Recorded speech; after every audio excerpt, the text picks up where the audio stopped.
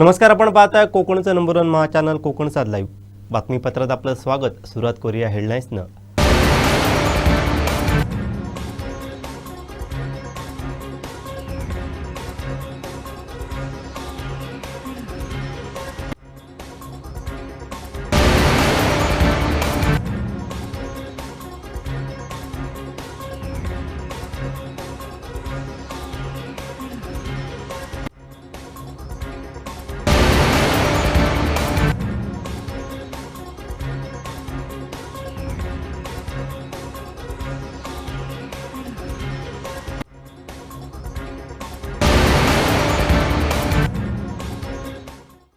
आता पाहूया सविस्तर बातम्या. गेल्या 1 महिन्यापासून रखडलेली कणकवली शहरातील उड्डाणपुलाखालील अतिक्रमण हटाव मोहीम अखेर आज शुक्रवारी पुन्हा एकदा सुरू करण्यात आली. उड्डाणपुलाखालील जागेचं सुशोभीकरण करण्यात येणार असून त्याचा शुभारंभ 14 जुलैला नगराध्यक्ष संदेश पारकर यांच्या वाढदिवसाचं औचित्य साधून होणार आहे.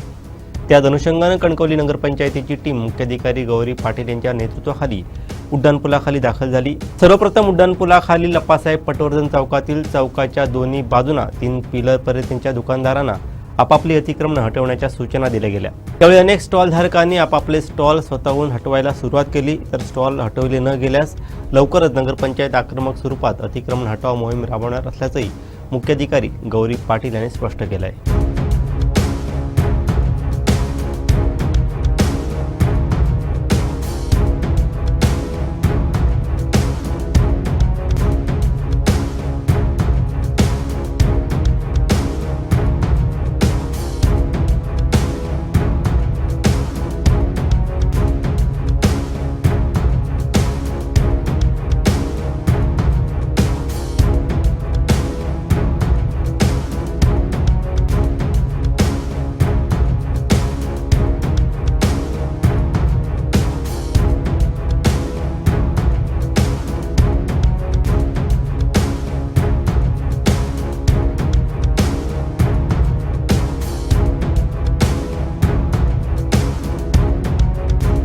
आपल्याला म्हणजे मागं आपण 1 महिन्यापूर्वी जवळपास 1 महिना झाला त्यापूर्वी कारवाई केलेली होती आणि शहरामध्ये सुशोभीकरण करायचं आहेच. आपल्याला शहराचं जे बकालीकरण आहे ते कमी करण्यासाठी आपण मागची कारवाई केलेली होती. आता त्याचा पुढचा टप्पा म्हणजे आपलं सुशोभीकरण. तर सुशोभीकरणासाठी आपण पहिले काही पार्ट आपण निवडलेत, म्हणजे जसा निधी अवेलेबल होईल त्यानुसार आपण काम करतो. तर पहिल्या टप्प्यामध्ये आपण पटवर्धन चौक जे शहरातला मुख्य भाग आहे तिथून आपण सुरू करतो. तिथून 3 पिलर घेतलेले आहेत. P5 ते P11 या पिलरमध्ये आपण सुशोभीकरणाचा पहिला टप्पा घेतो. तसंच नरडवे रोड हाही शहराचा महत्त्वाचा पॉईंट असल्यामुळे नरडवे रोडमध्ये P37 ते P42 या पॉईंटमध्ये आपण सुशोभीकरण घेतो. मग त्यातला आता पहिला जो भाजीचे जे आपले भाजी फळं फुलं विक्रेते जे बसतात P11च्या दरम्यान तिकडे जे बसतात त्या लोकांना आपण तिथून रिलोकेट करतो. तेही तात्पुरत्या स्वरूपाचं, म्हणजे कोणालाही आपण परमनंट स्वरूपाची जागा देत नाही आहे. पण तिथं जे आपल्याला सुशोभीकरण करायचं त्यासाठी तिथे जे लोक बसलेले आहेत, फळं फुलं विक्रेते बसलेले आहेत, भाजी विक्रेते बसलेले आहेत, त्यांना आपण शेजारच्या पिलरमध्ये रिलोकेट करतो आणि त्यासाठी आपण 10 बाय 10च्या जागा आखून दिलेल्या आहेत. नंतर 1-2 दिवसामध्ये किंवा सोमवार मंगळवारच्या दिवसामध्ये आपल्याला या सर्व लोकांना आपण व्यवस्थित प्रकारे तिथं अलोकेट करून घेऊ आणि त्यामुळं त्यांना सगळ्यांना तिथून स्वतःचे स्टॉल काढण्यासाठी आपण विनंती केलेली आहे आणि सूचना केलेल्या आहेत. आणि जर या पलीकडे कोणी आपल्याला मंगळवारपर्यंत सहकार्य नाही केलं तर आपल्याला मग ते काढून घ्यावं लागेल. आणि पत्रकार बंधूंना आम्ही विनंती करतो की यांनी या सूचना आमच्या सर्वांपर्यंत पोहोचवाव्यात आणि तसंच आत्तापर्यंत तुमचं जे सहकार्य लाभलेलं आहे ते पुढेही आपल्याला लाभवत राहो अशी आमची अपेक्षा आहे. वाहनांच्या संदर्भात सध्या आपण खूप दिवसांपासून जवळपास मागच्या वर्षभरापासून या बाबतीत बरीच कारवाई करण्याचा प्रयत्न केलेला होता. RTO ऑफिसर येऊन गेले, त्यांनी बरेच प्रयत्न केलेले आहेत, पण इथली वाहनं काही निघत नाही आहेत. पण आता आपल्या या सुशोभीकरणाच्या मोहिमेमध्ये P42 ते P37 ते P42मध्ये आत्ता सध्या जी वाहनं लागलेली आहेत ती आपण तुमच्या सर्व पत्रकार बंधूंमार्फत आम्ही सर्वांना आवाहन करतो की वाहनं आपल्याला मंगळवारपर्यंत काढून मिळावीत.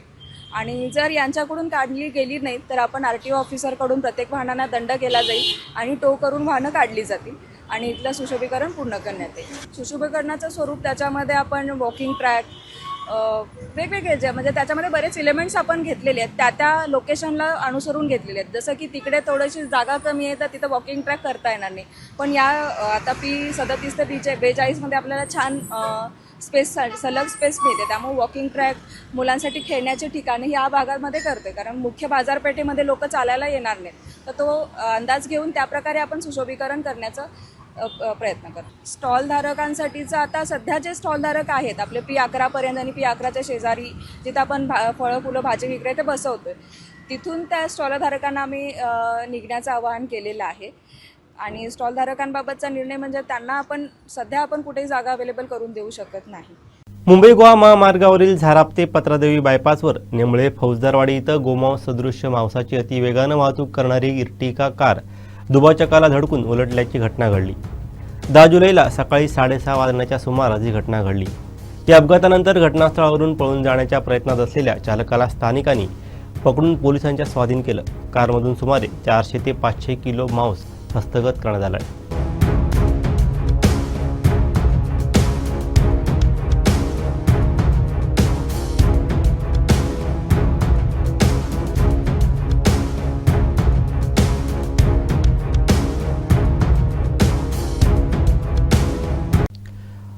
एका दिव्यांग शेतकऱ्याला स्वतःच्या शेतात जाण्यासाठी अधिकृत रस्ताच नव्हता, त्यामुळे दररोजचा शेतापर्यंतचा प्रवास त्याच्यासाठी संघर्षमय ठरत होता. सावंतवाडी तालुक्यातील सांगेली गावातील ही बाब तहसीलदार श्रीधर पाटील यांच्या निदर्शनास आली. त्यांनी या निवेदनाची तात्काळ दखल घेत स्वतः घटनास्थळी भेट देऊन परिस्थितीची पाहणी केली. प्रश्न केवळ रस्त्याचा नव्हता, तर एका शेतकऱ्याच्या दैनंदिन जगण्याशी आणि त्याच्या हक्काशी संबंधित होता. त्यामुळे प्रशासनानं संबंधित शेतकऱ्याशी संवाद साधला. सरपंचांच्या मध्यस्थीने सामोपचाराची भूमिका घेतली आणि आवश्यक कायदेशीर प्रक्रिया सुरू केली. भूमी अभिलेख विभागामार्फत मोजणी पूर्ण करण्यात आली. महसूल विभागानं नियमानुसार कारवाई करून शेतापर्यंत अधिकृत रस्ता उपलब्ध करून दिला. या उपक्रमामुळे त्या दिव्यांग शेतकऱ्याचा अनेक वर्षांपासून प्रलंबित असलेला प्रश्न मार्गी लागला. आता त्यांना आपल्या शेतात ये-जा करणं अधिक सुरक्षित आणि सुलभ झालं आहे. रस्ता ही प्रत्येकाला गरज आहे आणि विकासाचा मार्ग म्हणजे रस्त्याकडूनच जातो. त्यामुळे बागायती असेल, बागायतीकडे जाणारा रस्ता हा म्हणजे विकासाचाच मार्ग आहे. त्यामुळे माझं आव्हान आहे की सामंजस्याने आपण रस्ता करून घेतला पाहिजे. जर तुमच्यात अडचणी असेल तर तुम्ही प्रशासनाकडे या. वहिवाटीच्या रस्त्यासंदर्भात अडचण असेल तर मामलेदार कोर्ट आहे. आणि नवीन रस्ता, बांधावून रस्ता पाहिजे असेल तर महाराष्ट्र जमीन महसूल अधिनियमच्या कलम 143 खाली आपण रस्ता देता येतो. त्यामुळे सहमतीनं जर रस्ता जर खुले झाले तर ते अधिक चांगलं होतं. आदेशापेक्षा सहमती महत्वाची आहे. कुडाळ नगरपंचायत हद्दीतील हिंदू कॉलनीतील तब्बल 141 गुंठे जमीन गमावल्याप्रकरणी कुडाळ शहर चांगलंच तापलंय. नगरसेविका संध्या तेरसे यांनी आज प्रशासनाविरोधात रणशिंग फुंकत लाक्षणिक उपोषण केलं. औंधकर हटावच्या घोषणांनी पूर्ण नगरपंचायत परिसर दणाणून गेला होता. पाहूयात. शहर एकजुटीचा जय हो. कुडाळ शहर एकजुटीचा जय हो. कुडाळ शहर एकजुटीचा जय हो. कुडाळ शहर एकजुटीचा जय हो. पंजाब से आगे बढ़ो, हम तुम्हारे साथ हैं. पंजाब से आगे बढ़ो, हम तुम्हारे साथ हैं. औंधकर हटाओ, कुडाळ शहर बचाओ. औंधकर हटाओ, कुडाळ शहर बचाओ. कुडाळ शहर आमच्या हक्काचं नाही, कुणाच्या बापाचं. 7/12 जेव्हा होता किंवा जे प्लॉटिंग झालं तेव्हा 7/12/2004 मध्ये सरपंच कुडाळ 141 जे 141 गुंठे सरपंच कुडाळ या नावाने होता.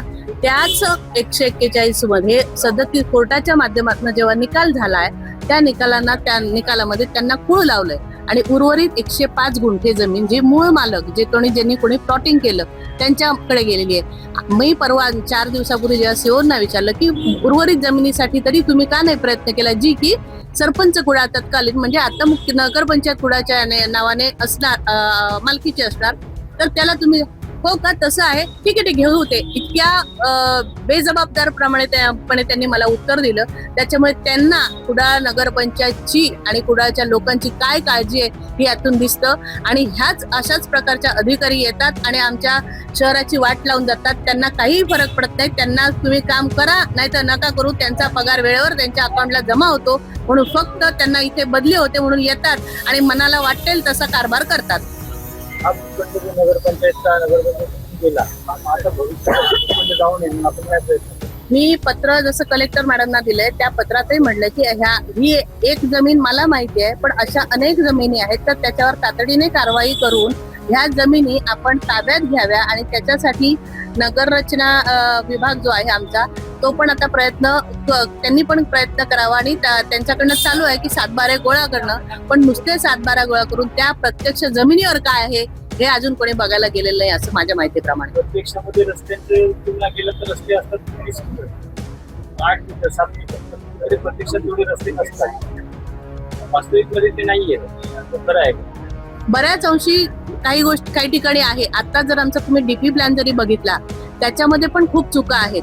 सर्वसामान्य नागरिकाच्या म्हणजे शहरीकरण झाल्यानंतर त्या नागरिकांना सोयी सुविधा चांगल्या प्रकारे प्राप्त व्हाव्यात म्हणून डेव्हलपमेंट प्लॅन किंवा विकास आराखडा तयार करतं शासन, पण आमचा विकास आराखडा तयार झाल्यानंतर त्यातून नागरिकांना त्रासच जास्त होतोय हे पण दिसतंय. त्याच्यामुळे नेमकं आम्ही जेव्हा आज 17 किंवा 17+2 स्वीकृत असे 19 नगरसेवक आहोत, त्यांना जे जनतेने इथे आपल्या स्वतःच्या जनतेच्या सेवेसाठी ते इथे आलेत, जनतेचे प्रतिनिधी म्हणून इथे आलेत, तर त्यांना विचारात न घेता परस्पर कारभार हा नगरपंचायत प्रशासन आणि मुख्यतः मुख्याधिकारी करतात. त्याच्यामुळे नेमकं कुडाळ शहराचं आता हित बघण्याची वेळ आमच्या सगळ्यांवर आले, म्हणून आम्ही एकत्रित इथे बसलेलो आहेत कुडाळ शहराच्या भल्यासाठी. आम्ही नगरसेवक म्हणून बऱ्याचदा आमच्या मीटिंग मध्ये मांडतो की आपले जे काही कुडाळ शहरामध्ये ओपन स्पेस आहेत, आता कुडाळ शहर वाढतं शहर आहे, अनेक ठिकाणी प्लॉटिंग झालेलं आहे, त्याच्यामधले मोकळ्या जागा आहेत त्या आपल्या ताब्यात घेऊन तिथे आपण नगरपंचायतचा बोर्ड लावावा. आता त्यातल्या त्यात जवळची गोष्ट म्हणजे हिंदू कॉलनीच्या शेजारीच जिथे आता नवीन प्लॉटिंग झालेलं आहे त्या प्लॉटिंग मध्ये पण एक ओपन स्पेस आहे. मी त्यांना विनंती केली की ही ओपन स्पेस आपण ताब्यात घ्या, नकाशा वगैरे सगळं आहे, पण नगरपंचायत सगळे नियम वेळोवेळी धाब्यावर बसवते आणि त्यांनी ते सांगितलं की हे तिथे मालक जे आहेत ते आता नाही आहेत तिकडे, म्हणून मग आपली ते होणार नाही. मग आम्ही त्यांना सांगतो की ते कोणाकडे तरी कुलमुखत्यार दिलं असेल ते बघा. ह्या सगळ्या गोष्टी सर्वसामान्य नगरसेवक किंवा सामान्य माणूस करतो, जे की सगळं काम नगरपंचायतीच्या प्रशासनाने करणं अपेक्षित आहे, ते केलं जात नाही. नगरपंचायत प्रशासन नेमकं आताच आमचे माजी नगराध्यक्ष त्यांनी सांगितलं की विकास कामात पण सगळा मुख्याधिकारी घोळ करतात, पण नेमकं मुख्याधिकारी इथे बसून करतात काय? परमिशन देण्याचा विषयच येत नाही कोणी. ग्रामपंचायत खर्च पडलेला आहे, कसा काय कशावर निधी खर्च झाला? रस्ते आणि मोकळ्या जागेमध्ये रस्ते आणि मोकळी जागा जेव्हा प्लॉटिंग केलं जातं ग्रामपंचायतकालीन, अजूनही नगरपंचायतच्या प्रशासनाने बघावं, त्या काळामध्ये विश्वासावर सगळं चालत होतं. त्याच्यामुळे तेव्हा एखाद्या व्यक्तीने प्लॉटिंग केलं तर तो आपल्या साध्या कागदावरही नगरपंचायतकडे जागा देत होता आणि तेव्हा नगरपंचायत तलाठ्यांना सांगून तो आपला सातबारा बनवून घेत होते. विश्वास ह्या शब्दाला किंमत होती त्याच्यामुळे. आणि प्लॉटिंग जे काय कमर्शियल ते करत होते, इथे पण त्यांनी नगरपंचायतीकडे अनेक जागा आजपर्यंत जेव्हा फेरफार तसा करून नावावर ग्रामपंचायतीच्या तत्कालीन चढवलेल्या आहेत. पण असं असताना आणि ग्रामपंचायतले ते माहिती आहे, कारण ज्या प्लॉटिंग झाल्यानंतर त्या घरांना परमिशन तिथे देताना त्यांना रस्ते आहेत वगैरे हे सगळं दाखवलं जातं. तो नकाशा आजही इथेही माझ्याकडे उपस्थित आहे, अधिकृत जिल्हाधिकारी कार्यालयाच्या सहीचा. मग त्या रस्त्याला कोणाची परमिशन लागणार आहे? नगरपंचायत किंवा ग्रामपंचायतने परमिशन घेणं हा विषयच येत नाही, कारण त्यांच्याच मालकीचे ते रस्ते आहेत हे नगरपंचायतला माहित होतं, ग्रामपंचायतला माहित होतं, म्हणून त्यांनी तिथे खर्च घातला. माझा हाच मुद्दा आहे की जर तुमच्या मालकीचे ते रस्ते आहेत हे तुम्हाला माहिती आहे तर तुम्ही ना हरकत दाखला कसा देता, आणि जर तुमच्या मालकीचे नव्हते तर तुम्ही त्या रस्त्यावर खर्च कसा घातला? स्मार्ट मीटर हा ग्राहकांच्या फायद्याचा आहे. मालवण तालुक्यातील आतापर्यंत किती ग्राहकांनी हा मीटर बसवला आणि किती तक्रारी आल्यात याबाबत वीज वितरणचे मालवण उपविभागाचे उपकार्यकारी अभियंता सचिन म्हेत्रे काय म्हणाले पाहूयात. मालवण उपविभागामध्ये 30,933 एकूण ग्राहक आहेत. त्यापैकी 7,144 ग्राहकांना आत्तापर्यंत आपण स्मार्ट मीटर बसवलेले आहेत आणि त्याच्यामध्ये काही लोकांच्या तक्रारी वीज बिल जास्त येते अशा तक्रारी आलेल्या आहेत. परंतु आम्ही एक कमिटी स्थापन केलेली आहे उपविभागीय स्तरावर की त्याच्यामध्ये AEPC आणि टेक्निकल फोरमन AMISPचे प्रतिनिधी असे म्हणून आहेत आणि ज्यांची काही तक्रार येते त्यांचा आम्ही सिरीजमध्ये मीटर लावून अभ्यास म्हणजे एक स्टडी घेतो आहे की त्याचा वापर कसा आहे ते.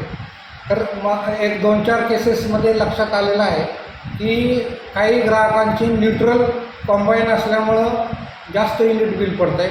काही लोकांचे अर्थ लिकेज आहे, म्हणजे वायरिंग त्यांचं खराब आहे, त्याच्यामुळं हे असं जास्त युनिटचं बिल येतं आहे असं निदर्शनास आलेलं आहे. परंतु आम्ही ते चेक करून त्यांना त्याची वास्तवता दाखवून त्यांच्याकडून आपण त्यांना त्याच्या बिलाची सत्यता पडताळूनच आपण ते त्यांचे तक्रार निवारण करत आहोत. अद्यापपर्यंत सिरीजमध्ये मीटर लावलेलं कुठलंही वापर जास्त युनिटचा वापर झालेला अशी नोंद आलेली नाही आणि सध्या चालू आहे आपलं ग्राहकांच्या तक्रारीचं निवारण करणे आणि मीटर फॉल्टी मीटर बदलायचं काम चालू आहे. ओके, 7,000 ग्राहकांनी मीटर बसविला, स्मार्ट मीटर बसविला असं आपण म्हणताय. त्यापैकी किती ग्राहकांनी स्मार्ट मीटरच्या तक्रारी आल्या, म्हणजे वाढीव वीज आलं त्याच्यामुळे असं हे केलं, तक्रारी आलेल्या आहेत? एक 30-40 तक्रारी आलेल्या आहेत आणि त्या तक्रारीचं आपण निवारण करत आहोत. त्यांच्या आलेल्या आहेत त्यांना ते आपण समजून सांगतो आहे आणि काय प्रॉब्लेम आहे, कशामुळं वाढीव बिल येतं आहे याची शहनिशा करून त्यांना रिपोर्ट देत आहोत. पण हे वाढीव वीज बिल येतं हे कशामुळे, म्हणजे त्याचा तांत्रिक अडचण काय म्हणजे तेच सांगितलं ना मी तुम्हाला की याच्यामध्ये की सगळ्यात जास्त म्हणजे अर्थ लिकेज, न्यूट्रल कॉम्बिनेशन याच्यामध्ये सुद्धा हा जास्त प्रॉब्लेम आहे आणि काही ठिकाणी मोटरचे कपॅसिटर पण फॉल्टी आहे, त्याच्यामुळं त्याचं करंट जास्त घेतं आहे, कन्झम्पशन जास्त जात आहे, अशा पद्धतीचे प्रॉब्लेम सापडत आहेत. मग त्या ग्राहकांच्या तक्रारींचं निवारण झालं की कसं काय होऊ शकतं? नाही झालं, त्यांना आपण समजून सांगितलेलं आहे आणि ते ॲग्री झालेले आहेत आणि ते काय रेक्टिफाय पण करून त्यांचं युनिट कमी झालेलं त्यांना निदर्शनास आलेलं आहे. मग आता वीज बिल समजा तक्रार आता परफेक्ट झालं, वायरिंग परफेक्ट असेल किंवा सगळं तुम्ही म्हणता त्याप्रमाणे परफेक्ट असेल आणि त्यानंतर जर वाढीव वीज बिल येणार नाही याची खात्री महावितरण देऊ शकते? आहे की जर का तुमचं आर्थिंग व्यवस्थित असेल, वायरिंग व्यवस्थित असेल तर आणि तुमचा वापर तुम्ही ज्या करताय त्या नोंदीप्रमाणेच वापराप्रमाणे जे काही नोंद होतील त्याचं तुम्हाला मोबाईल ॲपमध्ये सुद्धा डिटेल त्याचं मिळू शकतं. आणि शिवाय स्मार्ट मीटरचा अजून एक फायदा आहे की 9 ते 5 या सोलर आवर्समध्ये जेवढी तुम्ही वीज वापरणार आहात त्या विजेसाठी 85 पैसे सूट तुम्हाला ते दिली जाते आणि आत्तापर्यंत जवळजवळ सगळ्या ग्राहकांनी याची हे सूट अवेल केलेली आहे. स्मार्ट बिल मीटरमध्ये काही तक्रारी असतील तर ग्राहकांनी कोणाशी संपर्क साधायचा आणि आमच्या उपविभागाशी संपर्क साधावा, त्या भागातील सेक्शन ऑफिसरशी पण संपर्क साधावा. जो प्रीपेड मीटर आणि काय पोस्टपेड मीटर जे काय सांगितलं जातं, म्हणजे कशा पद्धतीचा हा मीटर असतो आणि ग्राहकांना त्याचा कशा पद्धतीने फायदा होऊ शकतो? नाही, स्मार्ट मीटर पहिला हा स्मार्ट मीटर आहे. या स्मार्ट मीटर आणि आपल्या राजपत्रात जे नमूद केलेलं आहे त्या पद्धतीनं हा स्मार्ट मीटर आहे. आणि पोस्टपेड आणि प्रीपेड ह्या दोनपैकी प्रीपेड मीटर हे ऐच्छिक आहे, पोस्टपेड मात्र आता आपण हे रेग्युलर वापरतो आहे, तर पोस्टपेड मीटर आहे, प्रीपेड मीटर नाही. मग त्याचा इंटरनेटशी काही संबंध आहे की कसं काय? कशाची? त्या स्मार्ट मीटर म्हणजे आता तुम्ही म्हणता की ऑनलाईन बिल भरलं तर त्यानंतर आपल्याला समजतं की ते बिल तुमच्या ॲपवर भरलं तर आणि गुगल पे किंवा फोनपेवर बिल काही तक्रारी अशा आहेत की काहींनी जे महावितरण ॲपवर पैसे न भरता गुगल पे, फोनपे अशा करून पैसे आमच्या महावितरणला वर्ग डिस्कनेक्ट झाल्यानंतर डिस्कनेक्ट झाल्यानंतर जे काय पैसे त्यांनी भरलेत मोबाईल ॲपवर, फोनपे किंवा इतर ॲपमधनं जर पैसे भरले आणि ते आमच्याकडं वर्ग व्हायला वेळ लागला तो विलंब लागू शकतो. म्हणून माझं विनंती आहे की महावितरण ॲपमध्येच आपण पैसे भरावे जेणेकरून डिस्कनेक्ट झालेले तक्रारी आणि रिकनेक्ट होताना काही तक्रार राहणार नाही. आपण ग्रामीण भागातली जर इंटरनेट कनेक्टिव्हिटी आपण बघितलं तर ती नाहीच आहे. मग त्यावेळी ऑफलाईन बिल भरलं तरी ऑफलाईन सुद्धा बिल भरता येईल, पण ते डिस्कनेक्ट झाल्यानंतर मात्र तुम्हाला रिकनेक्ट करण्यासाठी ऑनलाईनच बिल भरावं लागतं. या फक्त बाकीचे तुम्ही जर का थकीत नसाल तर तुम्हाला ऑनलाईन भरायला काहीच प्रॉब्लेम नाही किंवा ऑफलाईन भरायला पण प्रॉब्लेम नाही, पण ज्यावेळी तुमचं डिस्कनेक्ट होईल त्यावेळी तुम्हाला ऑनलाईनमध्येच भरावं लागतं. पण डिस्कनेक्ट व्हायच्या अगोदर समजा आता आपलं नोटीस डिस्कनेक्ट मिळतं तुम्हाला. ओके, म्हणजे हे थकीत आहात त्याचं नोटीस फायर होतं, तुम्हाला ते नोटीस त्या रजिस्टर मोबाईल नंबरवर जातं आणि ते तुम्हाला सूचना देतं की अशी अशी थकबाकी आहे, डिस्कनेक्ट होईल. तर आता- पूर्वी आपण भरलं तर कणकवली शहरात नगरपंचायतीने अतिक्रमण हटाव मोहीम सुरू केली आहे. सायंकाळी नरडवे रोडवरील वर्षानुवर्षे असलेले स्टॉल JCBच्या सहाय्याने हटवले आहेत. पाहूयात.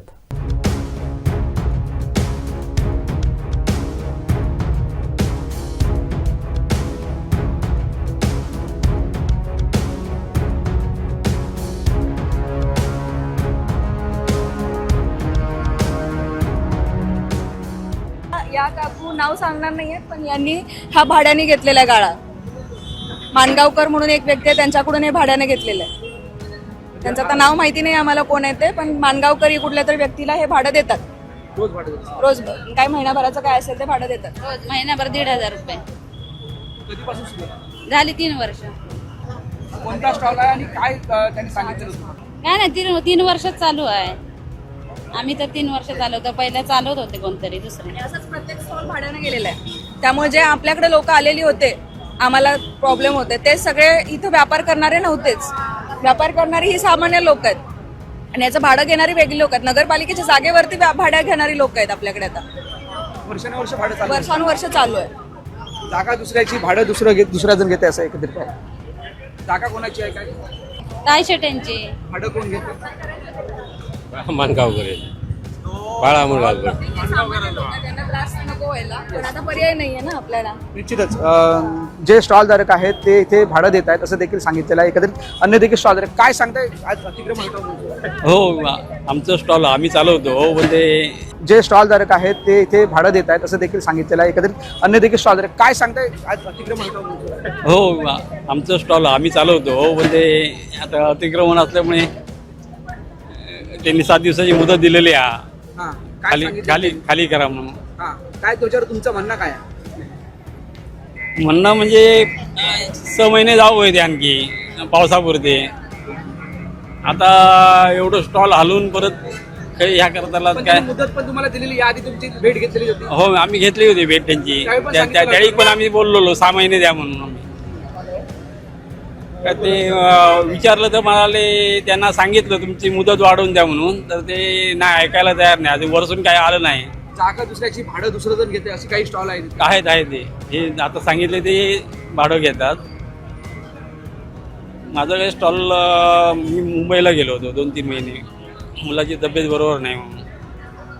काही स्टॉलला मुदत दिलेली आहे. आपण बघतो की प्रत्यक्षात काही जणांनी सांगितलं आहे की जमीन दुसऱ्याची आहे, त्याच्यात व्यवसाय दुसरे जण कारण भाडं आणि वेगळे जण घेत आहेत. त्यामुळे अशा पद्धतीची सध्याची परिस्थिती या इथे मुख्याधिकारी यांच्या समोरच घडलेली आहे. आपण बघतो की हटाव मोहीम ही सुरूच आहे आणि काही स्टॉलधारक यांनी आपल्याला देखील सांगितलेलं आहे की भाडं आम्ही देतो, इथे गेली 2 ते 3 वर्ष आहे भाडं देतो, म्हणजे नगरपंचायतच्या या जागेमध्ये किंवा या जागेमध्ये भाडं आपण देतो. अशा पद्धतीचे देखील इथे एक माहिती पुढे उघड झालेली आहे एक मोठी.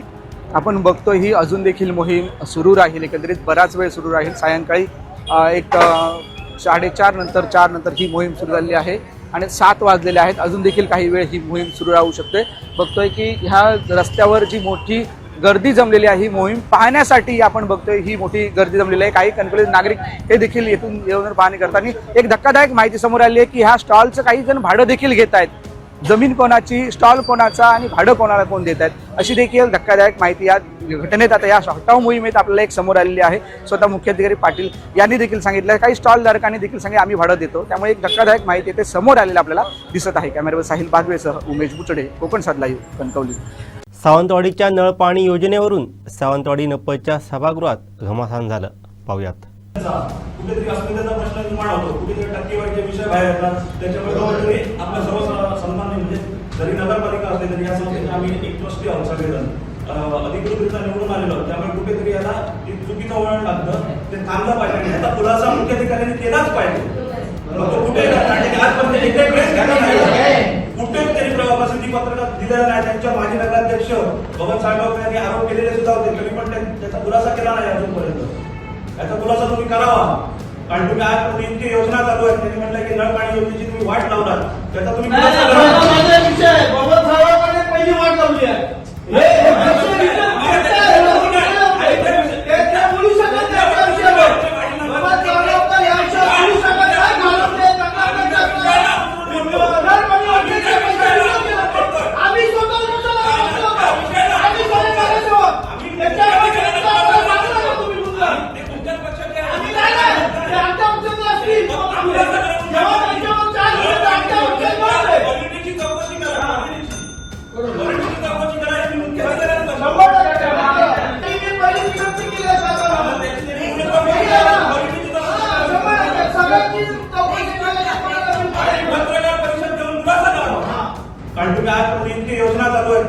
नळ पाणी योजनेची तुम्ही वाट लावलात त्याचा तुम्ही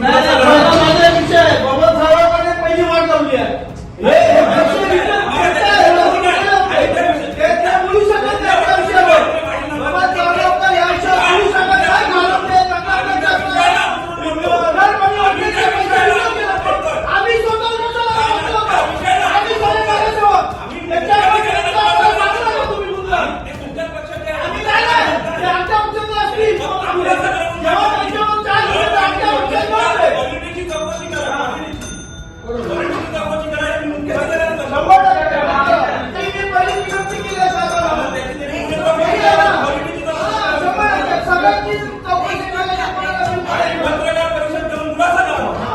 सावंतवाडी नगर परिषदच्या सभेत टक्केवारीवरून रणकंदन झालेलं पाहायला मिळालं. पाहूयात. हे काम पूर्ण झालेलं आहे त्याचं तुम्ही सर्टिफिकेट केलं बरोबर ना. त्याच्यानंतर अशी 3 कामं आहेत. माझ्या वेळेतील विठ्ठल यांच्या घरापासून महिलांच्या घरात सिमेंट असल्यानंतर मोती तलाव 3 मुद्दे एसपीच्या समोर स्टॉपर आणि तलाव कॉन्क्रीटीकरण करणे. शिवउद्यान येथील गोलबरी नाल्याचे बांधकाम करणे. 4 कामं आहेत साहेब. हे काम जे आहे नाल्याचं बांधकाम आता बोलायला द्या. 2 मिनिटं तुम्ही कसं काय 2 मिनिटं मी बोलतोय ना. हे काय विषय मी बोलतोय. हे 4 विषय आहेत. 80 लाखाची बिल आहे. सुधीर आठवडीकर 80 लाखाची बिल आहे. ही कामं पूर्ण झालेली आहे. 1 महिना झाला अकाउंटंटकडे बिल देऊन 7 दिवसाच्या द्यावं लागतं. अकाउंटंटकडे बिल गेल्यानंतर 7 दिवसाच्या त्यांचं बिल अदा करावं लागतं. बरोबर ना. बरोबर की चूक. बरोबर आहे ना. मग हे बिल 1 महिना का थांबवलं. त्या कॉन्ट्रॅक्टरला आज अशी परिस्थिती आली तो माझ्या घरी आला आणि मला देत नाही. हे करा तिकडे मॅडमकडे दे. पुरावे देतो मॅडम. मी बोलतो याच्यावर 1-2 मिनिटं. सुधीर 2 मिनिटं. मॅडम हे दिलेलं आहे त्याने कामाची पूर्ण झालेली आहे तरी त्यांची बिलाची अदा होत नाही. 7 दिवस 1 महिना उठून गेला तरी तुम्ही काम बघितलंय का पूर्ण झालेलं. 1 महिना काम पूर्ण झालेलं बघितलंय का. 2 मिनिटं. माझा वडाचा विषय आहे जे वडाचा विषय आहे. नगरपालिकेचा सावंतवाडी शहरातला विषय आहे. माझ्या शहरात माझ्या प्रभागाचं एक काम आहे. अपूर्ण काम आहे. गेली अपूर्ण काम केलेलं आहे. नगरपालिकेने केलं दाखवत काम पूर्ण झालं. मी कसं काय करते गडबड केलेलं आहे. काय ना म्हणजे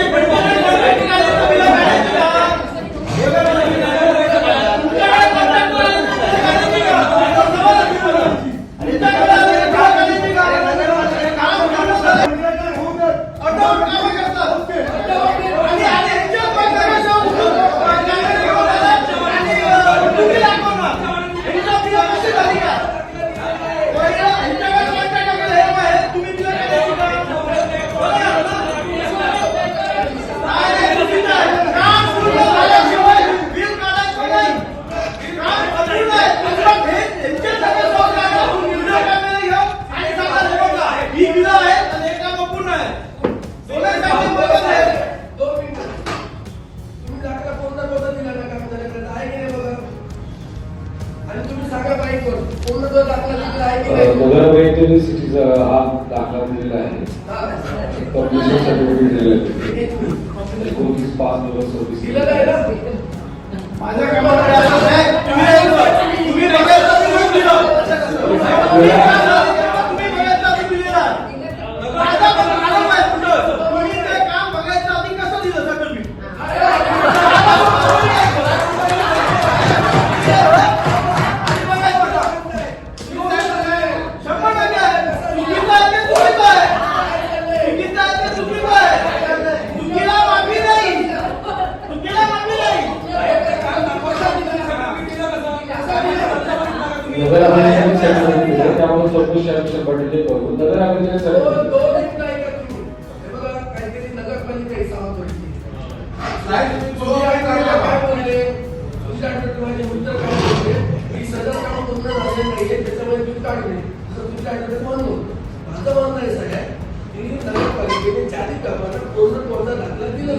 ज्या अर्थी नगरपालिका पूर्ण दाखला देते त्या अर्थी काम पूर्ण आहे, म्हणून त्याचं बिल पुढे गेलं ना, म्हणून त्याचं बिल पुढे गेलं.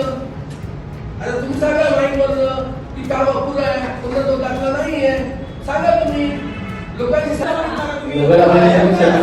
त्यामुळे चौकशी आम्ही 100% करू. नगराभिवृद्धीसाठी दोन मिनिटं ऐका तुम्ही. हे बघा काहीतरी नगरपालिका हिसाब ऑथॉरिटी काय बोलले तुमच्याकडे तुम्हाला उत्तर काय बोलले की सगळं काम पूर्ण झालेलं नाहीये त्याच्यामुळे बिल काढले, तर तुमच्याकडे म्हणून माझं म्हणणं आहे साहेब की नगरपालिकेने चारी कामांना पूर्ण दाखला दिलेला आहे. ज्या अर्थी नगरपालिका पूर्ण दाखला देते त्या अर्थी काम पूर्ण आहे, म्हणून त्याचं बिल पुढे गेलं ना, म्हणून त्याचं बिल पुढे गेलं. आता तुम्ही सांगा माईकवरनं की काम अपुरं आहे, पूर्ण तो दाखला नाही आहे, सांगा तुम्ही. विहिरीत पडलेल्या बिबट्याला वनविभागाकडून जीवदान देण्यात आलं. कुडाळ तालुक्यातील वेताळ बांबर्डे कदमवाडी येथील सार्वजनिक विहिरीत आज सकाळी बिबट्या पडल्याची माहिती स्थानिक नागरिकांनी वनविभागाला दिली.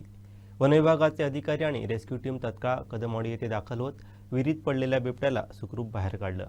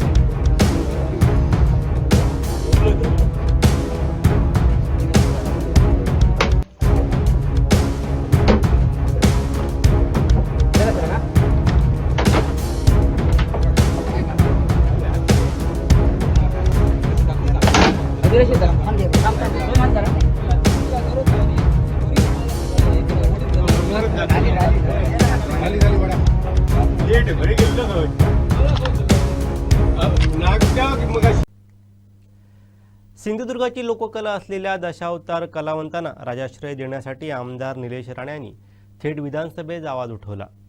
याबद्दल सिंधुदुर्ग पारंपरिक दशावतार बहुउद्देशीय संघाच्या वतीने आमदार निलेश राणे यांचे आभार मानण्यात आले.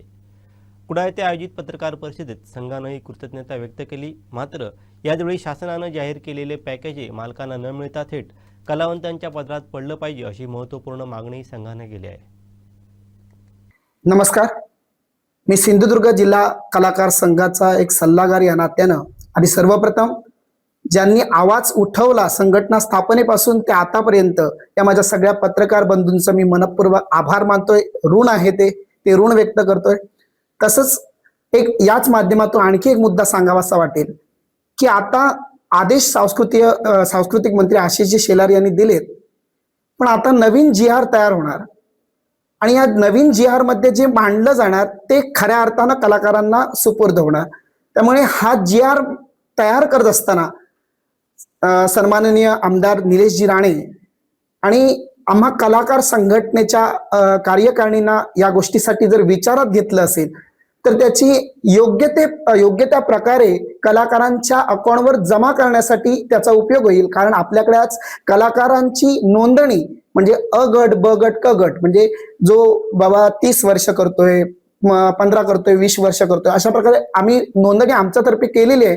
पण त्याची शहानिशा जर त्यांनी केली असेल आणि त्या कलाकारांना व्यवस्थित जर तशा प्रकारे मानधन पोहोचलं असेल तर कुठेही अपव्यय न होता योग्य रीतीनं कलाकारांना न्याय मिळणार. त्यासाठी आमची पुन्हा विनंती आहे की हा GR नवीन तयार करत असताना आमच्या संघटनेला विचारात घ्या.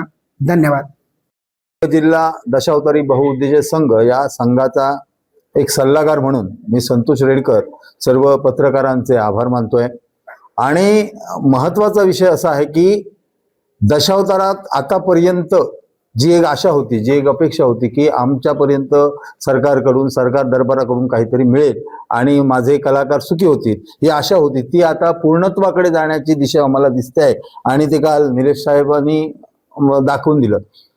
फक्त एकच महत्वाचा मुद्दा पुन्हा पुन्हा तो उजेडात येतो, तो म्हणजे कलाकार जो काम करतो तो नुसतं काम करत नाही, त्याच्या मागे अनेक समस्या असतात.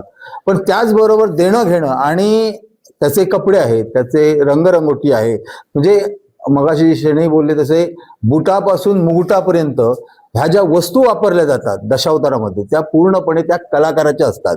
जी पेटी असते बॅग त्या दशावतारी कलाकाराची, त्यात जेवढं सामान असतं, जेवढे त्याचे मेकअपचे रंग असतात ते सगळे वैयक्तिक असतात. ते कुणी मालक, चालक किंवा कुणीही दिलेले नसतात.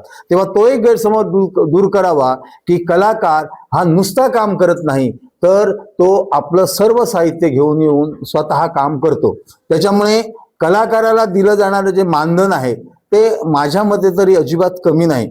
दुसरा महत्वाचा विषय की मालक, चालक हे जे सामान देतात त्या सामान फक्त पेटारा असतो, त्या पेटाऱ्यात तलवारी, गदा आणि गणपतीचे मुगोटे एवढंच असतं. बाकी संपूर्ण साहित्य हे कलाकार वापरतात. तेव्हा त्या दृष्टीने थोडासा विचार व्हावा, एवढंच माझं म्हणणं आहे.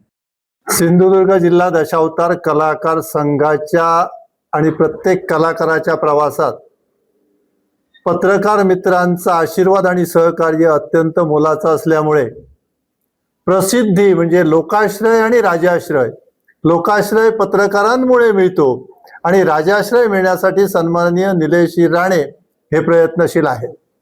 सगळ्यात महत्वाचा मुद्दा असा की सिंधुदुर्ग जिल्हा दशावतारी कलाकार बहुउद्देशीय संघ स्थापन करण्यामागचा मूळ हेतू असा की सामान्यातला सामान्यात मागे राहणारा जो कलाकार आहे त्या कलाकाराला कुठेतरी भविष्यातील त्याच्या वाटचालीत शासनाचा आधार असावा, या दृष्टिकोनातून आमच्या पातळीवर आम्ही संघ स्थापन झाल्यानंतर फॉर्म भरून सन्माननीय मंत्री महोदयांकडे मंत्रालयात आम्ही पोच केले.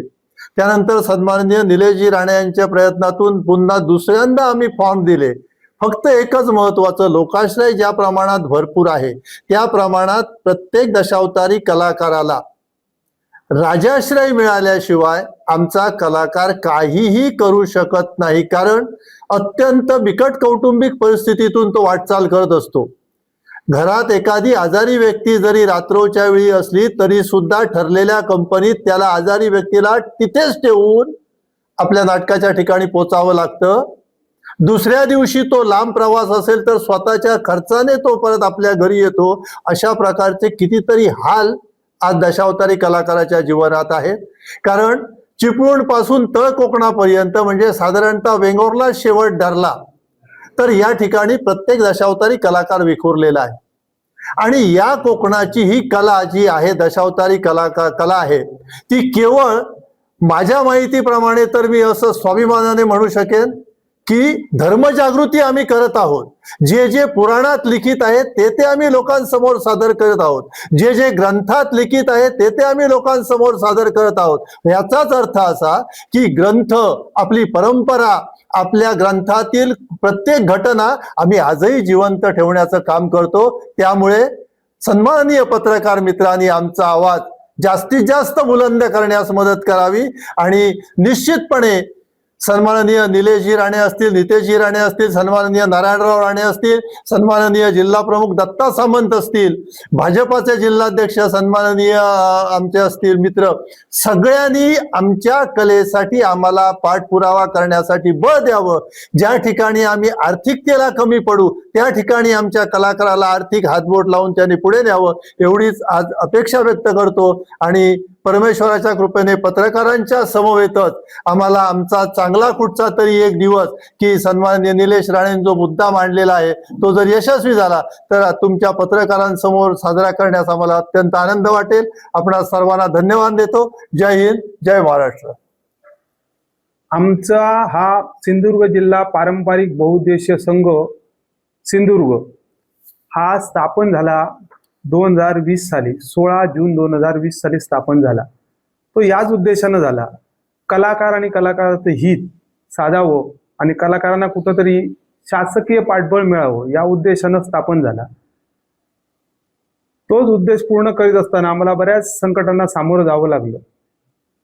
त्यात करून मागच्या वर्षी आम्हाला आमदार निलेश राणे साहेबांनी आमची पु ल देशपांडे या सभागृहात मुंबई येथे सांस्कृतिक मंत्री आशिषजी शेलार यांची भेट घेऊन दिली आणि आम्हाला ओळखपत्र, आम्हाला मिळणारं पॅकेज यावर आम्ही सर्व खुलासा केला. त्यावेळी आम्हाला त्यांनी न्याय मिळवून देतो असं म्हटलं होतं, पण काही कारणास्तव त्याला दिरंगाई झाली आणि अगदीच कालच जिल्हा विधानसभा म्हणजे पावसाळी अधिवेशन यात निलेश राणे साहेबांनी आमचा जो मुद्दा मांडला त्या मुद्द्याला अनुसरून सांस्कृतिक मंत्री आशिषजी शेलार यांनी अगदी उत्स्फूर्तपणे प्रतिसाद दिला आणि जे आमचे हेतू होते, जे आमचे उद्देश होते कलाकारांच्या हिताच्या दृष्टीनं, ते उद्देश कुठेतरी सफल झाल्याचा भास आम्हाला झाला. आमच्या जीवनात सोनियाचा दिवस उदयाला असं आम्हाला वाटलं. म्हणून आम्ही सर्व कलाकार त्या सर्व सन्माननीय व्यक्तींचे धन्यवाद मानतो. प्रथमतः महाराष्ट्र राज्याचे मुख्यमंत्री देवेंद्रजी फडणवीस साहेब यांचे आभार मानतो. उपमुख्यमंत्री एकनाथजी शिंदे साहेब यांचेही तेव्हा आभार मानतो. तसंच उपमुख्यमंत्री श्रीमती सुनेत्राजी पवार यांचेही आभार मानतो. तसेच याच जिल्ह्यातील ज्येष्ठ नेते व खासदार माननीय श्री नारायणजी राणे यांचे सुद्धा आभार मानतो. तसेच सांस्कृतिक मंत्री आशिषजी शेलार यांनी आम्हाला खूप मोलाचं सहकार्य केलं आणि आम्हाला एक वेगळी दिशा ठरवून दिली, त्याबद्दल त्यांचेही धन्यवाद. त्याचप्रमाणे या जिल्ह्याचे पालकमंत्री नितेशजी राणे यांचेही त्रिवार आभार. आमदार साहेब दीपक भाई केसरकर यांचेही आभार. आमदार साहेब प्रमोद जटार यांचेही आभार. तसेच या सर्व कलाकारांच्या विषयानं ज्यांनी वाचा फोडली, ज्याने खऱ्या अर्थानं आमचे विषय अगदी मंत्रालयापर्यंत पोहोचविले, असे आमचे लाडके आमदार निलेशजी राणे यांचे मी पुन्हा एकदा त्रिवार आभार मानतोय. कारण ते नसते तर आम्ही कदाचित ह्या पातळीपर्यंत, या पायरीपर्यंत कलाकार पोचूच शकले नसते. अगदी भक्कम आम्हाला साथ दिली त्यांनी, त्यांचे त्रिवार आभार. त्याचप्रमाणे या सिंधुदुर्ग जिल्ह्यातील शिवसेना जिल्हा प्रमुख दत्ताजी सामंत यांनी आम्हाला मोलाचं सहकार्य केलं. अगदी वेळोवेळी आमच्या हाकेला ते धावून आलेत, त्यांचेही आभार.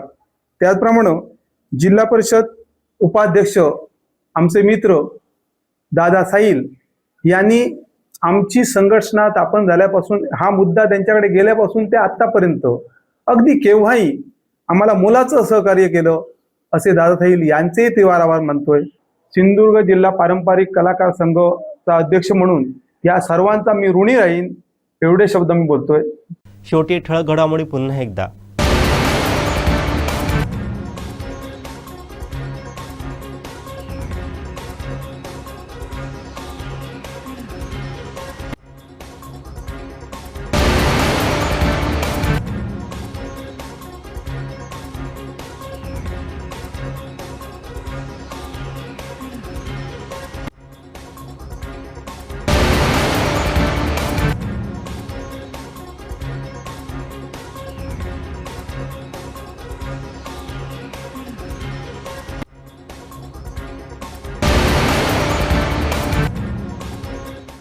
बातमीपत्रात वेळ झाली ते थांबण्याची. पाहत राहा बदलत्या कोकणचा बुलंद आवाज, कोकणचं नंबर 1 महा चॅनल कोकण साध लाईव्ह.